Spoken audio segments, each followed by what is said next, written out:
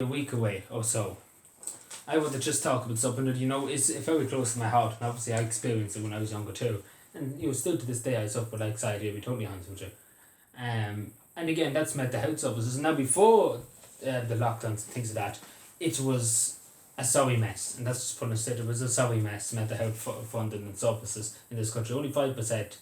I think back in 2019 was going to mental health services, and that's far too little for the country.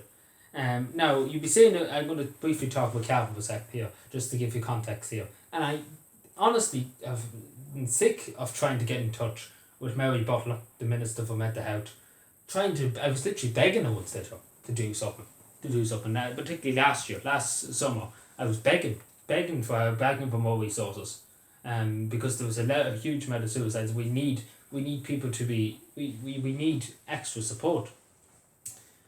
Because the level of mental health trauma that was caused because of lockdowns, because of different things too, not only lockdowns but other things too, particularly lockdowns too, because a lot of people isolate and things. That I have talked to people, a lot of cases I came across and people talking to me online and things, more or less being isolated on their own, just sick of things, fed up with life, taking lockdowns wouldn't go to end, and that was the mindset people were in. And now I've come across a few people that have posting that things were happening, and I understand that, and the business is closed and things like that. That's obviously related to the lockdown, but not necessarily to a certain extent.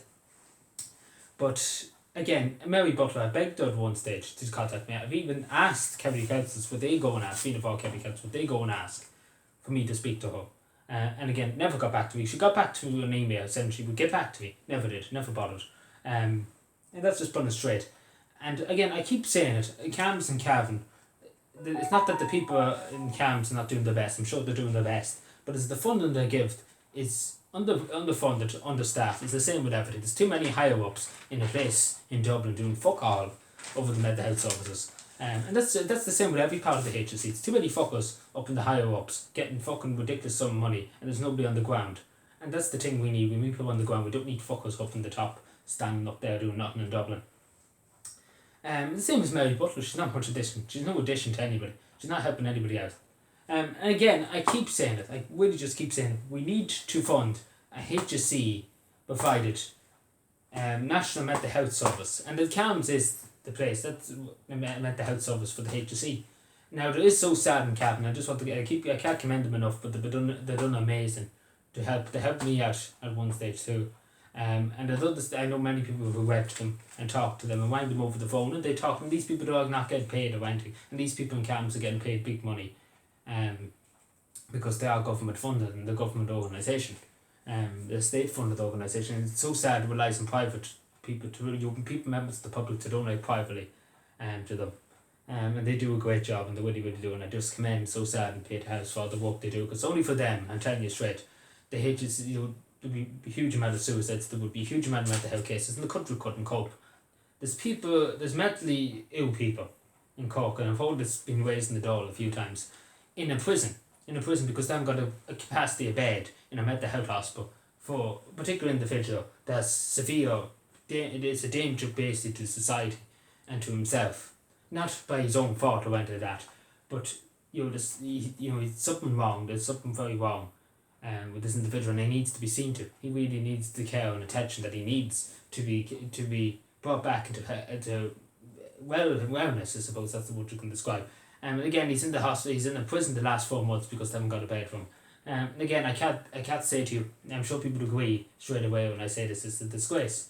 It is a disgrace that we're leaving citizens in prison, and this is what we came to. We're leaving people in prison now that need to be in a mental health hospital being cared for and treated.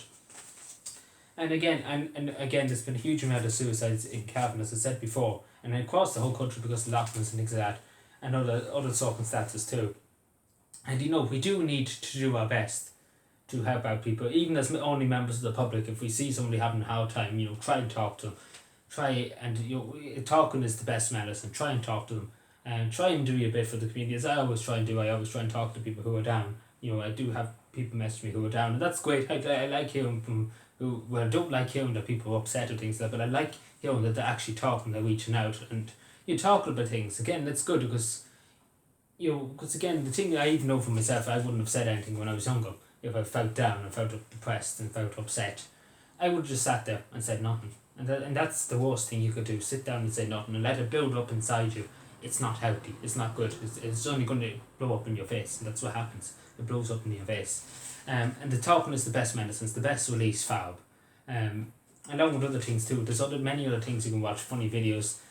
Relaxing music, calming yourself, calming the brain, relaxing the brain. Not thinking about things. There's many other things.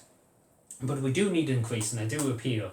And I did appeal already to the Minister for Justice, Heather Humphreys, obviously TD here, and I did send off an email. I don't know if she's seen it. I should have phoned her, but I didn't phone her. I sent off an email to her, and I said, to please consider to up the funding across the country, but in Cavan alone too, to please get a bit more extra resources for CAMHS and for other mental health services in Cavan, a bit of extra money. And now I know they were giving Cavan County Council did give So Sad a €4,000 grant was it for voluntary groups, I think it was, which obviously I welcome. It's a bit of government funding, 4,000 again, but compared to CAMHS, they get a lot of funding. There's a lot of funding there.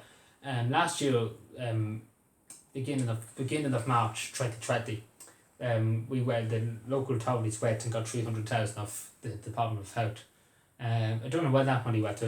I've inquired many times about it to see where it went to, because I don't see it being used effectively. And that's the word, not used effectively. But we do need to take it serious. We really need to take it serious, and we need to do more. We really do need to do more, particularly for our young people. They are the future of this country. We need to care for them, and we need to care for all our citizens, but particularly our young people, because they're the most affected, particularly mentally, because of lockdowns, because of things, and we do need to focus on that. And it is going to be a problem coming into the future. People will suffer, and that's the unfortunate thing about this country.